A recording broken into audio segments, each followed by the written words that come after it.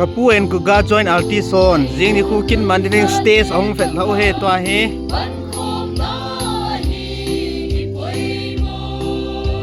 pan khom na hi poi mo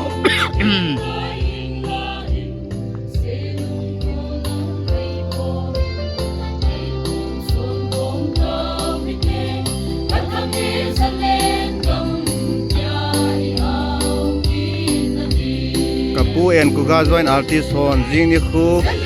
kin man ding stage ong fet lau